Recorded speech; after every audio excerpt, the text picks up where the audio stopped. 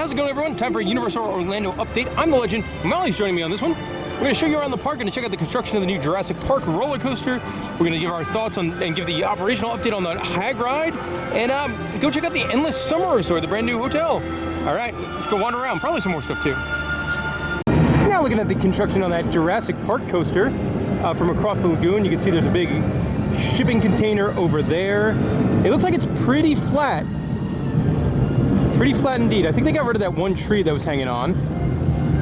Now let's pan left a little bit. I think that's where most of the work has been going on, is over here in the old Trigon counter spot. That's where most of your machines are, mounds of dirt and that kind of thing. We get a couple different looks at this. Let's go check it out from somewhere else. Here's probably the best look at that construction. You get really close to where they're doing the hot and heavy stuff as I try heavily to talk over the wonderful Popeye soundtrack behind me. But you can see lots of different elevations. Do not hit the voltage thing. And then over here, you can tell it's very, very flat. Like, it's definitely getting ready to build over here on this side much quicker than the other. And it looks like that is probably staying. One cool thing about doing these updates coming to like the lagoon views, you notice things that you really don't notice about Islands of Adventure. Like that happy seagull. Or I'm going to zoom out over to Mythos here. And like that lagoon view of Mythos, had no idea there was a giant statue of a man holding up a rock. Tons and tons and tons of walls here at Jurassic Park. There's a different looking crane over there. Can't tell you, I'm not exactly sure what that one does. But lots and lots of construction walls over here. Which is cool. I'm a coaster guy, so obviously them adding a roller coaster gets a thumbs up from me. I hope when they do add it, they do plant a lot more trees though, because this is not a good look for Jurassic Park. You get lots of walls, Hogwarts, Dumbledore's Sam's Club, and walls. Since the last time I did one of these update videos, they've extended the construction, so now it's on both sides as you get close to the Discovery Center. Like last time, this smoking area was not under construction at all. A little pond that was over there. It used to be very peaceful. But yeah, they bumped out these walls quite a bit. So good news for the park is that they have reopened the bridge, or built a new bridge connecting Jurassic Park over towards Lost Continent. Obviously this was completely taken down when they started construction, and now it's back. So that's good. Really, really helps, mostly in the evening time when they're running that projection show, because that is that really clogs up traffic. Not the most scenic of bridges. One final look at that construction over here. With that bridge being built, you really can't get too much of a view. You can see something fenced off over there. Probably an old drainage pipe or a new footer, I would imagine. But the old Island Skipper Tours dock that was here forever is now gone, which makes sense because that ride hasn't operated in a very long time. All right, final shot for real this time. It's over here. Also, that Skipper dock, found it. Just it's over there now. Problems continue at the Hagrid Motorbike ride. While the ride itself is super fun, it definitely has all sorts of operational issues. We just got into Islands of Adventure at 6:30. Park closes at 10 p.m. and the ride is already at capacity for the day. They did make an announcement where they're like going to open it earlier and then close it earlier, but still, keep in mind the ride does have a lot of problems. So on the channel here, we've never really gotten to give our review of the new Harry Potter roller coaster, the awfully long name, Hagrid's Magical Creature Motorbike Adventure. Molly, you're the big Harry Potter fan. What did you think of the ride? Overall, it's a pretty decent ride. We skipped some of the pre-shows, so I didn't understand the plot. And I'm a big plot person. That's the major problems with the other rides. To me, it doesn't fit in with the plots. But overall, they had a variety of creatures, and I think it's perfect for the park. Yeah, it's definitely a ride the park needed. That marquee family roller coaster really, really helps. I thought the ride was wonderful. For me, it's my fourth favorite ride here at Universal Orlando. My favorite part's the coaster itself, really, really smooth. I love the drop track segment. I love the backward segment. We rode at night, so you got The lights. the lights effect. Something I did not enjoy, the Hagrid animatronic I thought was just awful. Like, it barely moved, and for Universal to tout that thing as this amazing animatronic, yeah, it seemed worse than something that was out like 50 years ago. Yeah, I agree with that. Yeah, but like the fluffy animatronic, great. Some of the other effects in the ride, fantastic. And the ride's really, really wonderful. So they got a home run when it works, which is not often. Wow, I can't believe it. They finally have construction walls up over the old T2 building. And people are laughing at me. Understandable. And so this finally, a year and a half later, construction walls are finally up. It's supposed to be an opening this year, but they haven't announced what it is yet, so I'm still hesitant. But there have been other pictures of them doing lots of work and things like that. Anyway, that's it's good to see something finally happening here. Bad to get laughed at. The biggest news out here in City Walk is that Big Fire has opened. It's an American steakhouse style restaurant. It looks pretty nice. Honestly, the menu is not nearly as expensive as I thought it was going to be. It's a restaurant I do want to try. I think like they have a filet mignon for like under 30 bucks in a major tourism area. So the price is way better than I thought, and they have some fun looking menu items. So while Big Fire might be the biggest news in City Walk, they also, here at the Coke stand, they've added a Voodoo Donut Burger. Gonna cost you 14 bucks, but that sounds like quite the fun food on vacation. Also, more sensible, bratwurst on a pretzel bun. So I think Voodoo Donut got a new sign. I don't remember that light up sign being there. So if you watch one of these updates, you know I love coming in the prop store in Universal Studios. You get my old signs and stuff like that. My favorite thing I've seen so far, we just walked in, you can buy the 3D glasses bin from T2 3D for $300. What on earth would you do with that? So I feel like this must have been in a Horror Night somewhere, because that is nightmare inducing.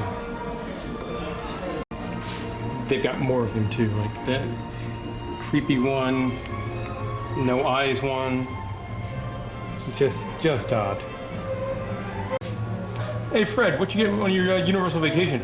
A sweet baby head in a jar.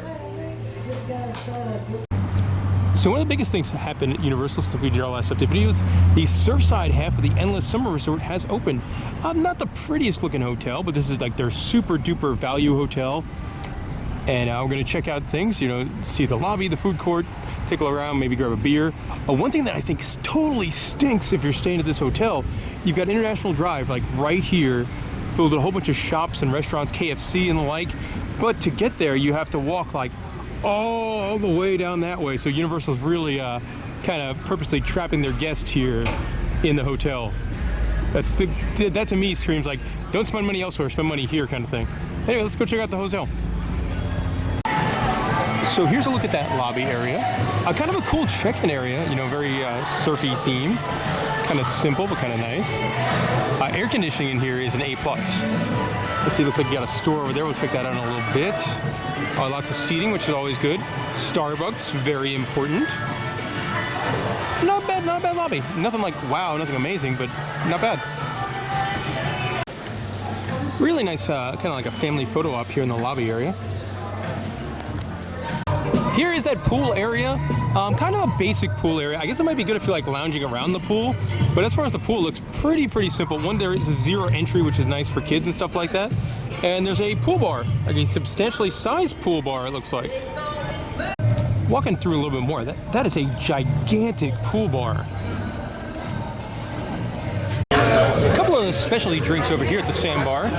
I just ordered the Tidal Wave, rum, peach vodka, gin, peach schnapps, some fruit juices, grenadine. There's also a frozen drink and a frosé, and not bad. $8 after tax and tip is almost like 10 bucks. But you know, there's over 3 shots in there, so you can definitely get your liquor's worth. And not too terrible a value here. So one thing that's really cool here at the Surfside, for cocktails or beer, they have like refillable cups.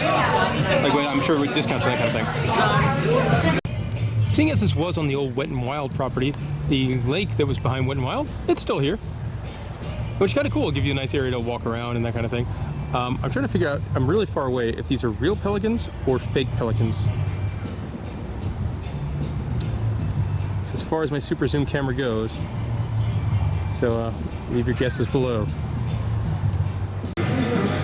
There are some weird chairs here in the lobby. Like, these do not look comfortable. They're weird, but don't look comfortable. But what do look comfortable are these kind of big swinging type chairs that do move a little bit, so that's nice. And then right out here in front of the Beach Break Cafe is some sweet Adirondack chairs that look very relaxing. Speaking of that, let's go check out the food establishment here. So here's the cafe. It's just your cafeteria style area with some different kiosks and things like that, grab and go items. And Molly brings it up, it totally reminds us of the shark exhibit at SeaWorld that shows you what just like the sharks. So it seems like there's 4 different areas, or 5 different areas. There's a salad area. There is a deli area.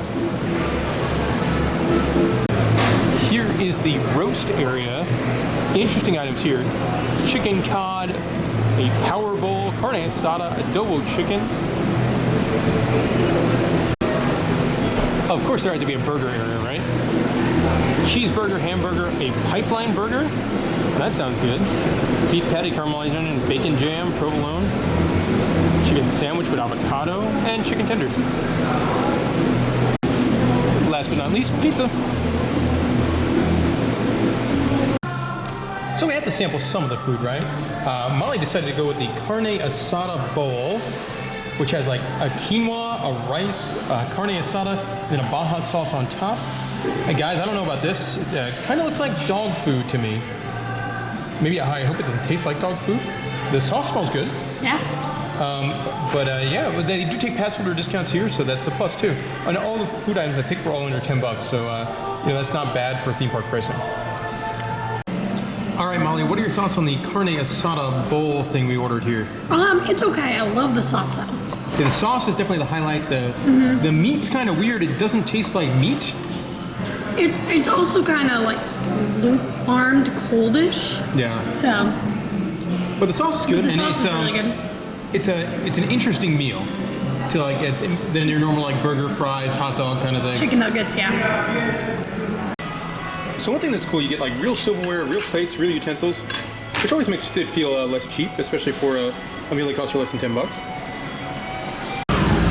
Here's the very, very small game room at the hotel. Super modern games, but very small game room. So in the gift shop, they have a lot of your standard Universal stuff you'll find anywhere, but then they actually have a nice selection of their endless summer stuff, like a really nice beach towel. You got some magnets. I love this. Like a wooden pallet kind of coaster. You got the Yeti. Cool photo albums. Coffee mugs. I like the Christmas ornament's pretty snazzy. Nice. Got keychains. And then they've got a couple more things over here. The coaster's pretty sweet. You got endless summer shot glasses. Let's see, and you got some shirts. Oh, and here's one for Kenny. That'll do it for our little mini tour around the Endless Summer Hotel. Molly, what you think? Not bad. The food, mediocre. Yeah. But and we got some of the better looking food. We saw somebody's burger that looked straight up like you would get it at a gas station. Yeah, I think the hotel's everything I expected it to be. Clean, new, cheap. Yeah. I love the decorations. Like, yeah, it is nice. Seating. Obviously over here is the other half. This is the dock side. This opens next year. This is the much, much larger half of the hotel being built on the old Wet n Wild parking lot. But if you're staying here, I think you're gonna have a good time. The bus ride does not take much long at all to get over to the parks. So I mean, you could walk, but it'll be a long walk. Take the bus. Anyway, we're gonna hop back on the bus now. For the time here at Universal, didn't ride a whole lot today. We only went on 3 rides. Cat in the Hat, we went on Gringotts, and we went on the Hogwarts Express. But fun to walk around. A nice night. Not too much rain for the terrible Orlando summer season. Hope you guys enjoyed the update. We should get one more of these before we go on that big European trip next in about 4 weeks. Thanks for watching.